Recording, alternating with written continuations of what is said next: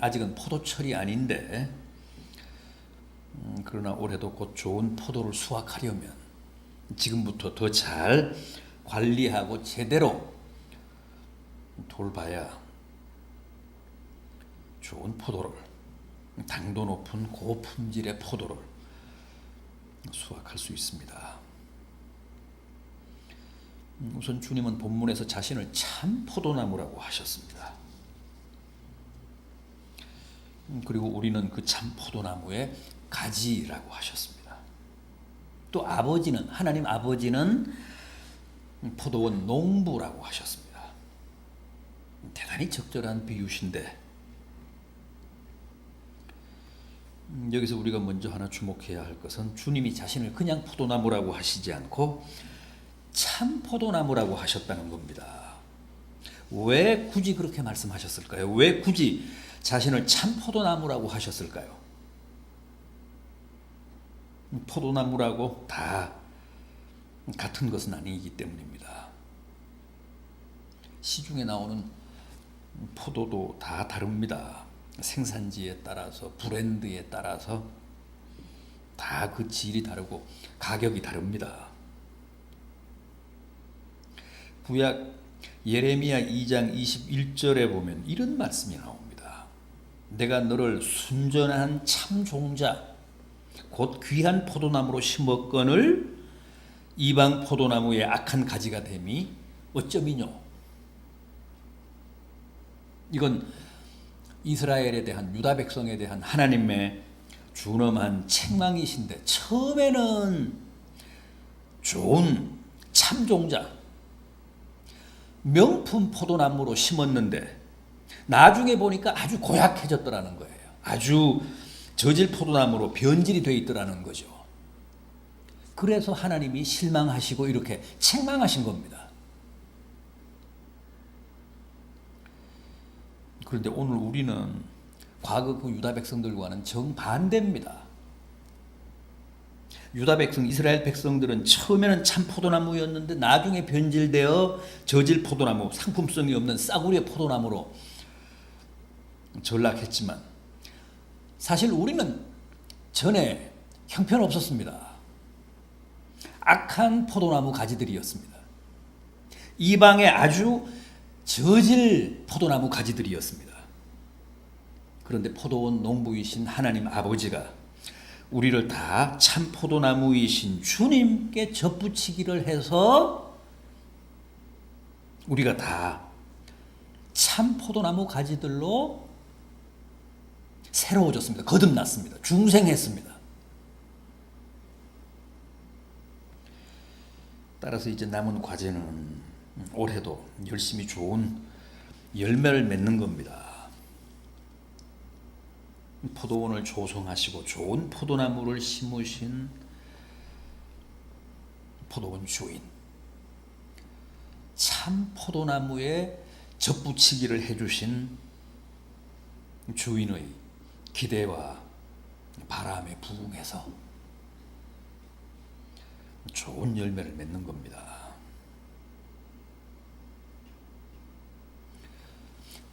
주인의 바람도 그거 하나입니다. 본문 마지막 8절을 보십시오.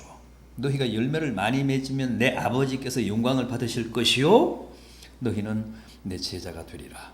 그렇습니다. 올해도 우리가 하나님께 영광을 돌리고 주님의 참된 제자로 남기 위해서는 반드시 많은 열매를 맺어야 합니다. 그렇게 하려면, 그렇게 되려면 어떻게 해야 할까요? 우선 참 포도나무이신 주님께 단단히 붙어 있어야 한다고 합니다. 4절을 보십시오. 내 안에 거하라 나도 너희 안에 거하리라. 가지가 포도나무에 붙어 있지 아니하면 스스로 열매를 맺을 수 없음 같이 너희도 내 안에 있지 아니하면 그러하리라. 늘 말씀드리지만 가지가 열매를 맺는 것은 아닙니다.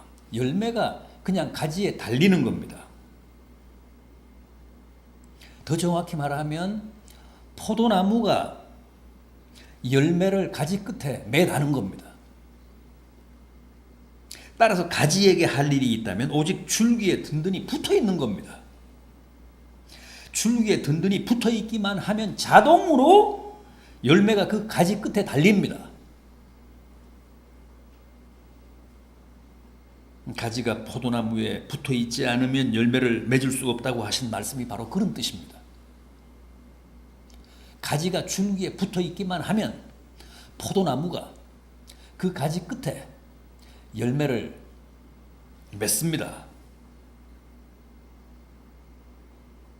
오늘 우리도 마찬가지입니다. 참 포도나무이신 주님께 단단히 붙어 있어야 합니다. 이게 가장 중요합니다. 단단히 붙어 있기만 하면 올해도 열매는 포도나무이신 주님이 다 맺어 주십니다. 주님은 언제나 그렇게 하십니다. 수고는 참 포도나무이신 주님이 다 하시고 열매는 늘 우리 가지들의 몫이 되게 하십니다. 여러분, 참 그리스도인이란 어떤 사람들일까요? 무엇보다도 주님께 단단히 붙어 있는 사람입니다. 어떤 경우에도 주님을 놓지 않고 꽉 붙잡고 사는 사람,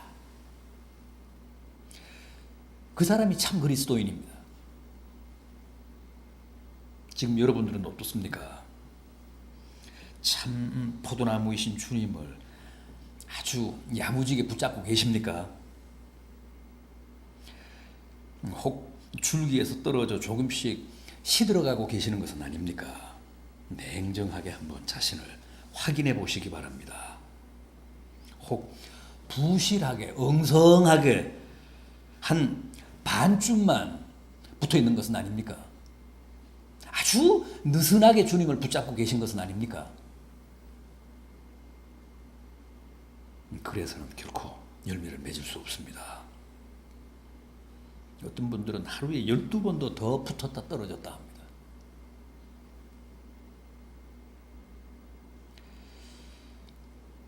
그래서는 절대 열매 못 맺습니다.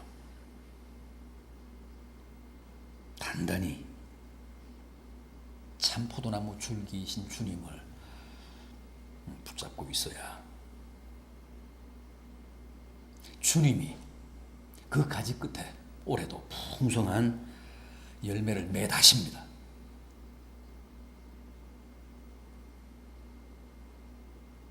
다음은 관리를 잘해야 한다고 합니다. 아무리 가지가 줄기에 단단히 붙어 있다고 해도 병이나 해충 피해를 입으면 농사 접습니다. 결코 열매를 제대로 맺을 수 없습니다. 그래서 과수원 농부들은 긴장해서 부지런히 약을 칩니다. 2절 하반절 보십시오. 무릇 열매를 맺는 가지는 더 열매를 맺게 하려 하여 그것을 깨끗하게 하시느니라. 더 좋은 열매를 더 풍성하게 맺게 하기 위해서 때를 놓치지 않고 농부는 부지런히 전지도 하고 약도 치고 꽃도 따고 뭐 열매를 솎아주기도 합니다. 마찬가지입니다. 농부이신 하나님 역시도 때로 독한 약도 치시고 과감하게 전지도 하시고 꽃도 따주시고 열매를 솎아내기도 하십니다. 물론 그럴 때마다 우리는 고통스럽습니다. 아픕니다. 그러나 그것은 다 우리 가지들을 위해서 우리 가지들로 하여금 더 풍성한 상품성 있는 열매를 맺게 하기 위해서 하나님이 베푸시는 은총입니다.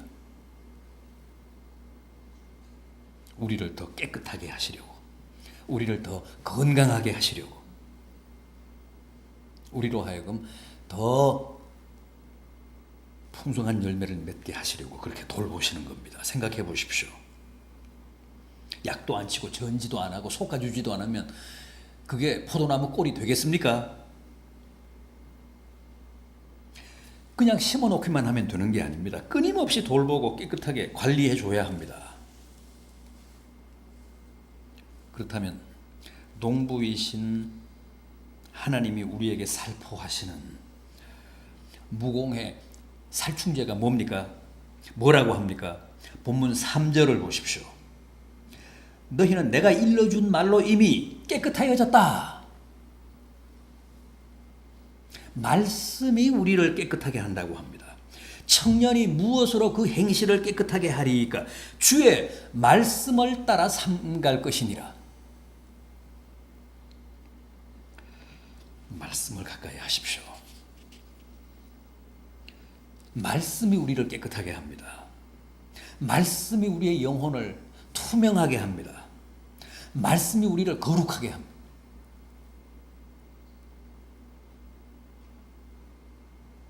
포도나무에 약치는 일은 한 번으로는 안 됩니다. 여러 번 그리고 제때 약을 쳐줘야 제대로 열매를 맺습니다. 그 한 번이라도 때를 놓치면 그의 농사는 망칩니다. 부디 말씀으로 자신을 잘 지키시고 관리하십시오. 한두 번만으로는 안 됩니다. 날마다 말씀으로 샤워하십시오. 날마다 말씀 세례를 받으십시오. 그래서 아무런 병충 해충의 피해 없이 아름답고도 풍성한 열매를 맺는 가지들이 되시기를 바람하지 않습니다. 또 있습니다. 주님과의 교제입니다. 4절 상반절 보십시오. 내 안에 거하라. 나도 너희 안에 거하리라. 5절을 보십시오. 나는 포도나무요 너희는 가지니 그가 내 안에 내가 그 안에 거하면 사람이 열매를 많이 맺나니. 6절을 보십시오. 사람이 내 안에 거하지 아니하면 가지처럼 밖에 버려져 마르나니. 이런 말씀들은 다 가지와 줄기 간의 긴밀한 교제, 교통, 교감, 소통을 뜻합니다. 저가 내 안에, 내가 저 안에. 주님과의 이런 교제, 이런 교감, 교통이 잘 이루어질 때 비로소 값진 열매를 맺을 수 있다고 합니다. 본문을 자세히 보십시오. 처음에는 그냥 가지가 나무에 붙어 있어야 열매를 맺는다고 합니다. 다음에는 깨끗해야 열매를 더 맺는다고 합니다. 마지막에는 저가 내 안에 내가 저 안에 있어야 많은 열매를 맺는다고 합니다. 여러분, 보다 많은 명품 열매를 맺기 바라십니까? 부디 주님과 더 깊은 교제를 나누십시오. 아예 주님과 하나가 되십시오. 저는 내 안에, 나는 저 안에. 이게 주님의 바람입니다. 그렇게 깊은 교감과 교제 속에서 우리가 살기를 바라십니다. 주님은 줄기고 나는 가지면 됐지. 뭘 또 하나가 되라고 하는가? 그렇지 않습니다.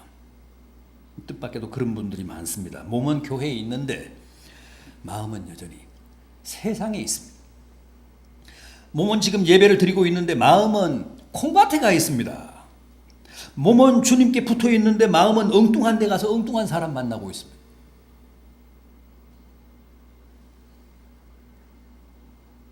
몸과 마음이 하나 되어 주님과 깊은 교제를 나누고 교감하라는 겁니다.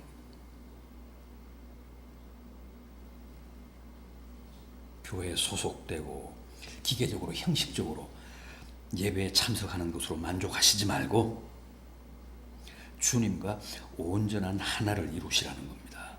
그래야 풍성한 열매를 기대할 수 있다고 합니다. 어떤 열매요?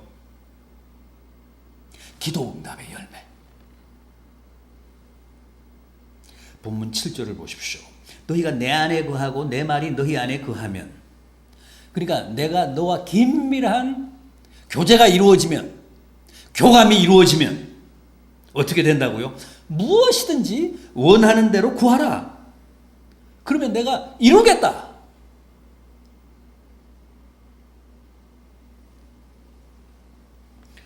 여러분, 우리의 기도가 왜 공허할까요?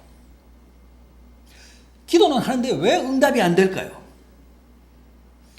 순전히 주님과 진심으로 교제하지 않기 때문에 그렇습니다. 기도를 해도 다 건성이기 때문에 그렇습니다. 형식이어서 그렇습니다. 저는 내 안에, 나는 저희 안에 그런 교제와 교감이 이루어지면 그때는 우리가 무엇을 구하든지 다 이루어진다는 겁니다. 응답하신다는 겁니다. 응답의 열매를 수확하게 하신다는 거예요.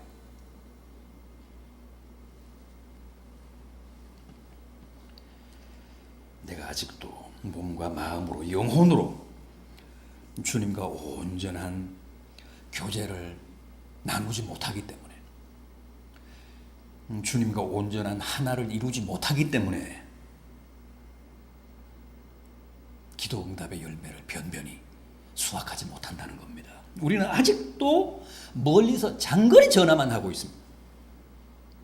필요할 때 장거리 전화로 주님께 돈 달라, 취직시켜달라, 무슨 병 낫게 해달라고 하지, 주님 품에 깊숙이 안겨서 속삭이지는 못하고 있다는 거예요.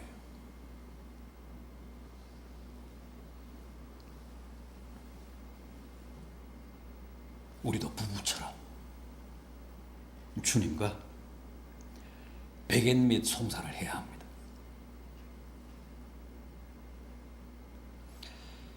이제 장거리 전화 그만하시고 주님과 하나 되어 백엔 및 송사를 하시면 주님이 무엇이든지 원하는 대로 우리의 바람을 이루어 주신다고 합니다. 주님 품에 안겨서 주님 귀에 속삭이십시오.